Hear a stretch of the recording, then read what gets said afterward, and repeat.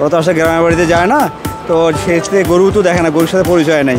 এখন ওই দিকটা দেখলাম অনেক বড় বড় গরু, সব কিছুতে ব্যতিক্রম দেখছি, যেগুলো সচরাচর আমাদের দেখা হয় না, যেমন কুকুরগুলো বিগ সাইজের। সব থেকে বেশি ভালো লাগছে হচ্ছে ওই দিকের সাইডে হচ্ছে ঘোড়া ছিল, উট ছিল।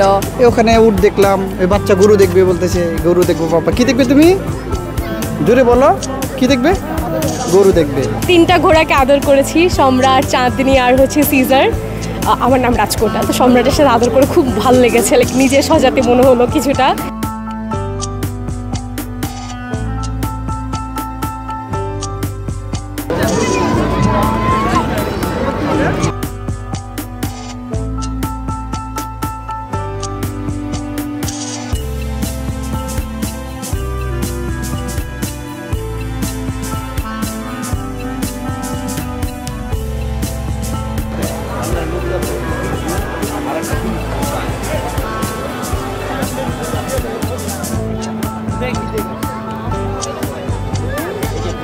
আচ্ছা, আপনাদের স্টলে ভিজিট করলে তারা বিস্তারিত জানতে পারবেন। সবকটা একরকম সারের স্টলের বি লাইনে আছে, আপনারা গেলে তাদের কালেকশনগুলো দেখতে পারবেন। তারা চুয়াডাঙ্গা থেকে আসছেন এবং এটার মূল মালিক যিনি, উনি একজন প্রবাসী এবং খুবই সুন্দর সুন্দর কালেকশন থাকে ওনার কাছে অনেক। এখানে আসার জন্য আপনাদেরকে অনেক অনেক ধন্যবাদ। ধন্যবাদ স্বপ্নশান্তিকে। তখন নেক্সট কি আছে? আচ্ছা, আমরা একটা হাততালির কম্পিটিশন করবো। প্রথমে আপনারা ডান দিকে হাততালি দিবেন জোরে। এনারা বেসিক্যালি সবাই মোবাইল নিয়ে ব্যস্ত, হাততালি দেওয়ার জন্য হাত লাগাবে। একটা হচ্ছে হোলস্টেইন ফ্রিজিয়ান।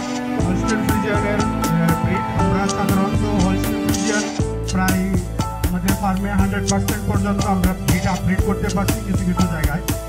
আমরা কুরবানির জন্য সাধারণত প্রতি বছরই পাচ্ছি।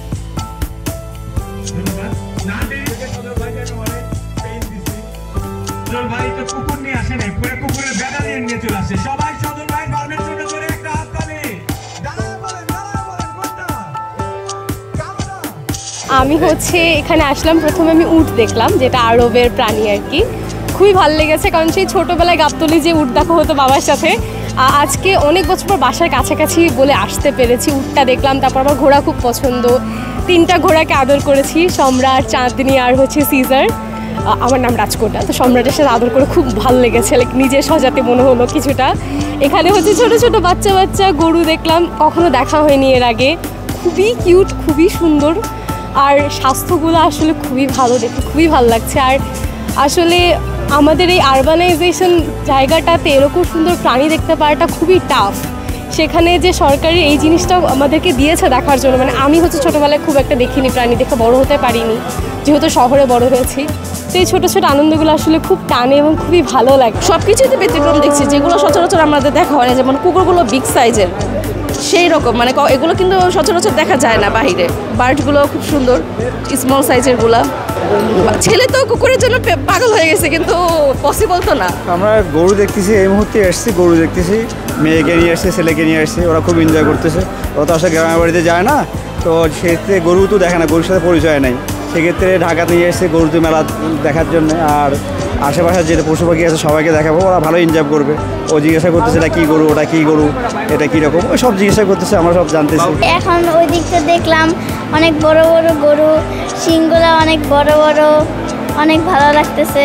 সব থেকে বেশি ভালো লাগছে হচ্ছে ওই দিকের সাইডে হচ্ছে ঘোড়া ছিল, উট ছিল, তো অনেক বিভিন্ন রকমের পাখি। তারপর হচ্ছে কুকুর, কুকুর তো সবারই ভালো লাগে, কার না ভালো লাগে। ওখানে উট দেখলাম, এই বাচ্চা গরু দেখবে বলতেছে, গরু দেখবো। বাবা কি দেখবে তুমি? জোরে বলো, কি দেখবে? গরু দেখবে। আমাদের আসলে অনেক রকমের আয়োজন আছে, এর মধ্যে সবচেয়ে প্রধান আকর্ষণ হচ্ছে আমাদের র্যাম্প শো। তো আমাদের র্যাম্পে এইবার গরু, ছাগল, উট, দুম্বা, মহিষ, ভেড়া, ঘোড়া, কুকুর, বিড়াল, পাখি, মুরগি, কবুতর, আসলে কোনো প্রাণী আর বাদ রাখিনি আমরা ইনশাআল্লাহ। ঢাকার বুকে আসলে মানুষের একটা সুস্থ বিনোদনও হচ্ছে। হ্যাঁ, ঢাকা শহরের মানুষের একটা সুস্থ বিনোদন পাচ্ছে।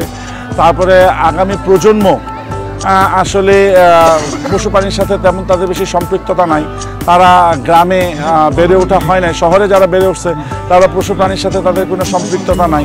তো এই সম্পৃক্ততা সৃষ্টি করা প্লাস আপনার নতুন উদ্যোক্তাদেরকে উৎসাহিত করা যে আপনারা আসেন, এই সেক্টরে আসলে অনেক অবদান রাখার সুযোগ আছে।